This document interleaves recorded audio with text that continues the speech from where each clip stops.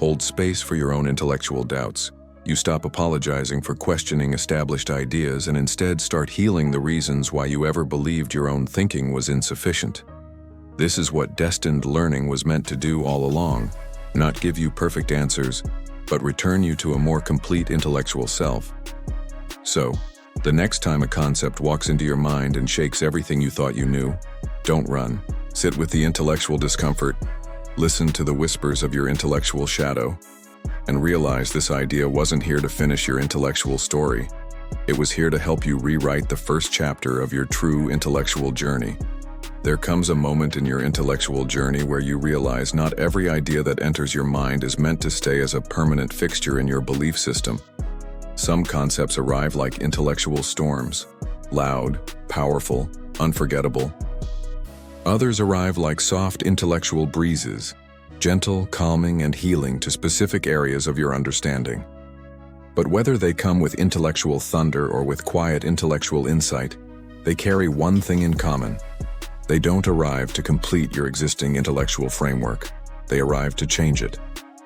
We're often taught to seek definitive answers, unwavering truths. But what if the most profound intellectual encounters in this life were never meant to be permanent? What if their role was not lifelong adherence but intellectual awakening? They come to touch a part of your understanding that no other idea ever could, to stir something fundamental within your intellectual soul, to unlock perspectives you've never allowed yourself to consider, to challenge your core beliefs, to expose your intellectual blind spots, to mirror your own reasoning, even the parts you're too afraid to examine. And then they leave, or the intellectual landscape shifts, or you're forced to let go of a previously held conviction. And the first instinct is to feel intellectually lost, to question everything, to wonder if it was a worthwhile pursuit if it wasn't meant to last. But true intellectual impact doesn't always equate to permanence. Carl Jung offered a timeless analogy. The meeting of two personalities is like the contact of two chemical substances. If there is any reaction, both are transformed. That's what a destined intellectual encounter does. It transforms you intellectually. It doesn't always fit neatly into your existing intellectual timeline. It doesn't always meet your preconceived notions of truth, but it leaves fingerprints on your intellectual soul forever. These ideas don't come to fulfill your intellectual fantasies. They come to burn away your intellectual illusions. They shake your intellectual foundations. They pull you out of intellectual autopilot. They trigger the intellectual growth that intellectual comfort never could. Maybe they taught you what rigorous thinking truly entails. Maybe they showed you the limitations of your own biases. Maybe they inspired you to pursue intellectual avenues you were previously too scared to imagine. And maybe, just maybe, their greatest gift was the intellectual discomfort of their eventual departure from your central beliefs, because that discomfort became your intellectual teacher. Intellectual struggle, you see, isn't always intellectual punishment. Sometimes it's sacred intellectual instruction.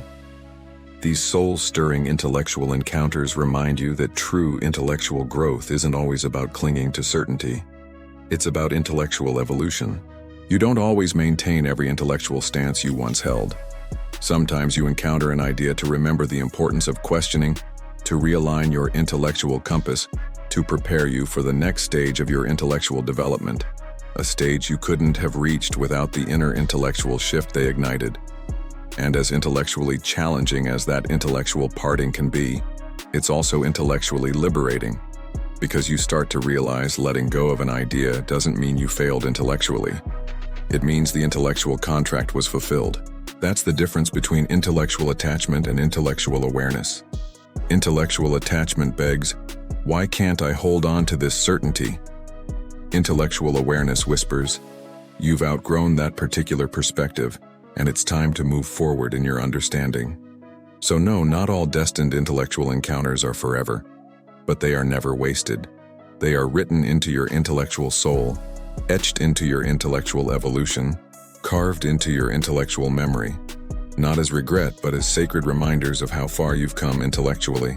And one day, you'll look back, not with intellectual pain, but with intellectual peace, not with a longing for past certainties, but with gratitude for the intellectual expansion they facilitated. because you'll realize they didn't come to stay as permanent beliefs. They came to set something in motion. They came to awaken the next stage of your intellectual self. And in that intellectual awakening, you found the most powerful intellectual love of all. The love you give yourself when no external validation is present.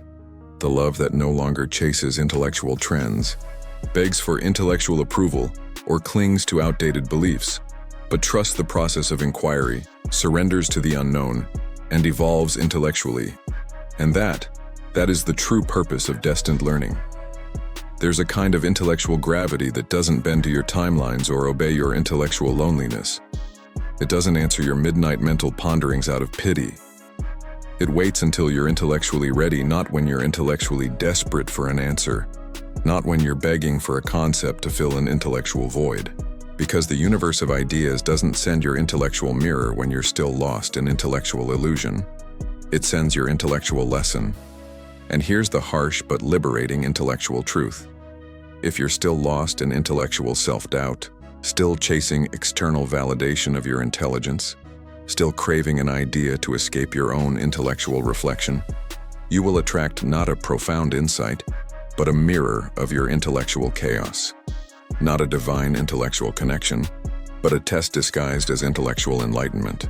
Because the world of understanding doesn't respond to your intellectual pronouncements, it responds to your intellectual energy. Intellectual desperation attracts intellectual confusion. Intellectual lack attracts more intellectual stagnation.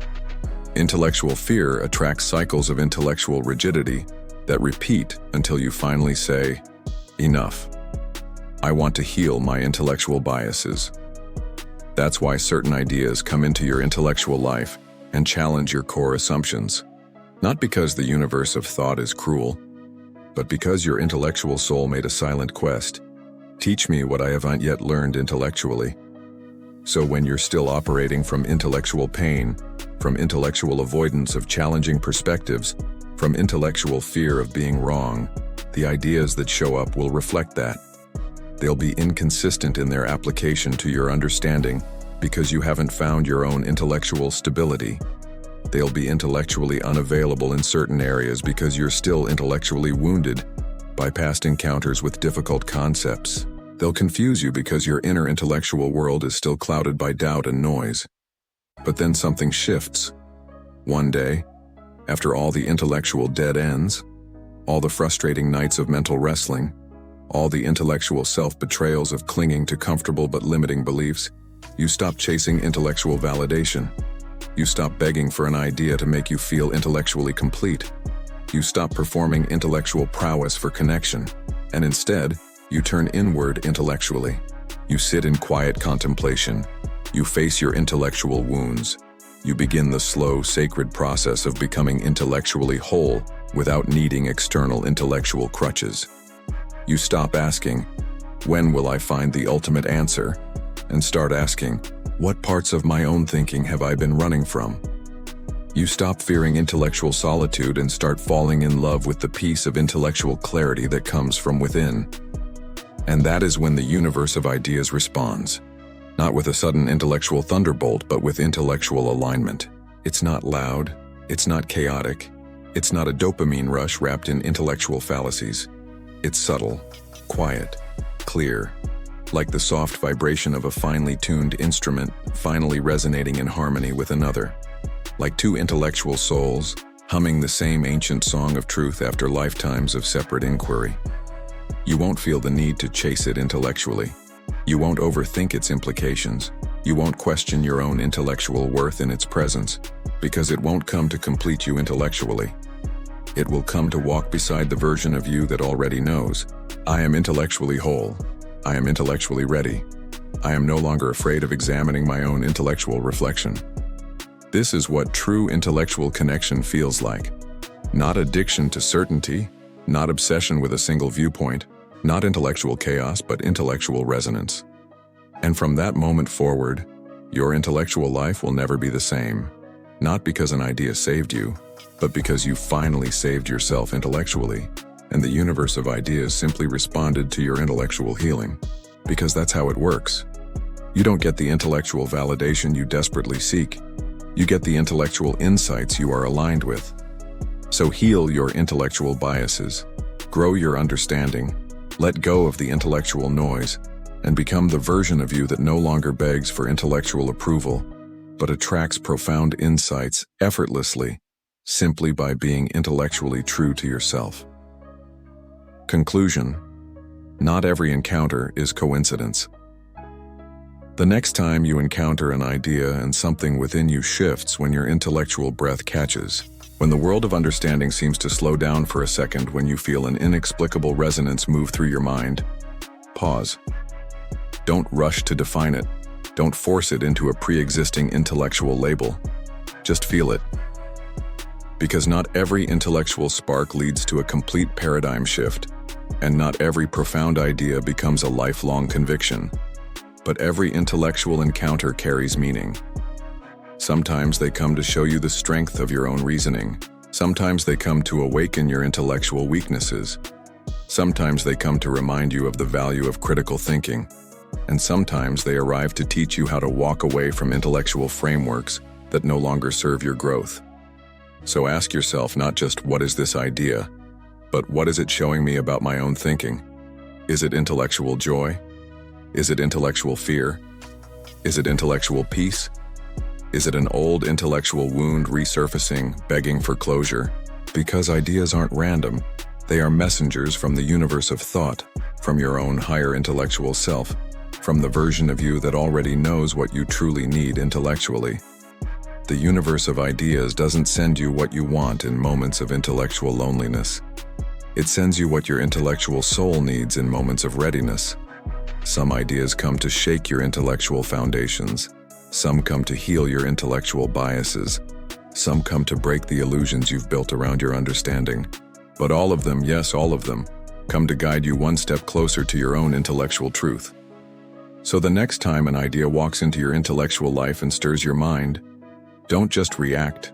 Observe, listen, because the universe of thought speaks in the language of resonance, and it's not shouting, it's whispering. And those intellectual whispers, they only make sense to the version of you that's finally ready to hear. So tell me something real. Has the universe of ideas ever sent a concept into your life? Something you weren't expecting? Something that didn't become a permanent belief but changed everything about how you think? Maybe it arrived during an intellectual crisis. Maybe it challenged a long-held assumption. But something about it, its clarity, its timing, its truth, left intellectual fingerprints on your mind that still haven't faded. If a particular idea just came to mind, drop your story in the comments, no matter how big or small. I read every single one because this channel isn't just about presenting philosophical concepts. It's about intellectual connection, your intellectual experience, our collective pursuit of understanding. And if this message touched something deep within your intellect, if it made you pause, made you remember a significant intellectual encounter, or made you feel just a little more intellectually seen, then don't let it stop here. Hit that like button, subscribe, and share this with someone who believes in more than just random information. Someone who knows that when the universe of thought speaks, it doesn't shout. It whispers through timing, through resonance, through ideas. And today, maybe it whispered through you.